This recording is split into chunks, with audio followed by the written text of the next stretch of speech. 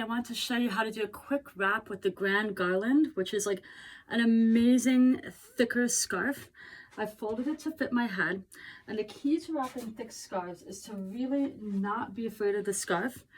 You want it to be really hugging your head closely, not by yanking it, by just being firm with it. So I've tied it with one end shorter, and I decided I wanted this purple by my face. And I'm gonna have this beautiful, beautiful, do you see this border right here? I'm gonna have this beautiful border. I wanna show off that border right here. Bringing it around. And some of this gorgeous color. There's like so much amazing color in this scarf. It's a lot like our tapestry, except the pattern is different. And then just gonna bring it up and tuck it in here.